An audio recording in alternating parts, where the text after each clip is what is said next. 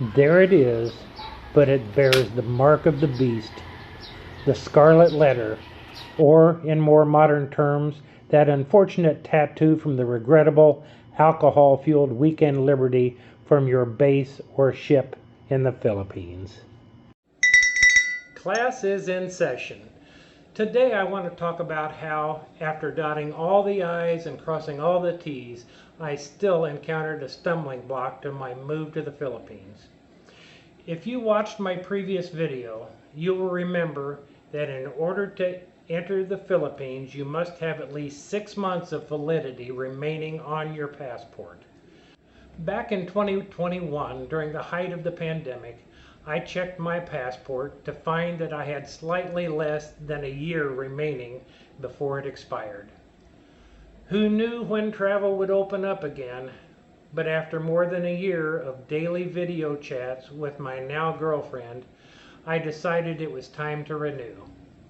By watching the YouTube videos of several other vloggers, I already learned that the U.S. Passport Center was running on a skeleton crew and this renewal would take some time. So I made the renewal application at my local post office, sent in my money, and decided to wait patiently. Too patiently, as it turned out. I waited what I thought was a reasonable amount of time, then checked the website to get a status report. Nope, still in process. Knowing I still had plenty of time, thanks to my planning ahead, I decided to wait and just check back once a week. Finally, one day the website notified me that my renewal application had been approved, the paperwork had been sent to the printer, and it gave me an approximate date as to when it would be mailed out to me. It looked as if my patience was about to pay off. Or bite me in the butt. By now, I was checking the website almost daily, hoping to see words like, "Your passport has been mailed to you." But the words never changed. That same expired date kept staring me in the face, and my daily trip to my mailbox was always fruitless. So I decided to call the U.S. Passport Center. And what an experience that was.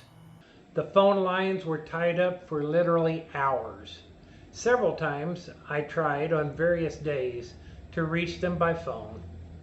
I had fully memorized the on-hold music after listening to it an hour or longer each time before I got disconnected. Finally, one day I actually got to talk to a human being. And here's what they said. "Our records show that we mailed that out to you long ago. Obviously you have lost it, so you must go through the renewal process again for a lost passport. Pay the fees again, and we will mail a replacement passport to you."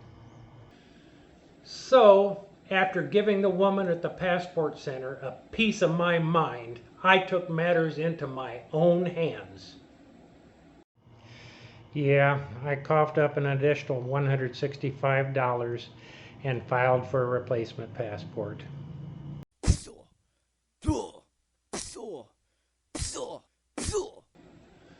So let's fast forward to the current situation. On March 24, a notice on the U.S. State Department's travel website indicated that because demand for international travel has rebounded, it is now taking 10 to 13 weeks for routine passport applications.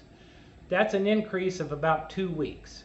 If you're in a hurry and are willing to cough up an additional $60, an expedited application can be fulfilled in 7 to 9 weeks, the notice read. So today's lesson is to be patient. Just don't be too patient. Class is dismissed. Thank you for watching. Please like, share, comment, and above all, subscribe. Thank you.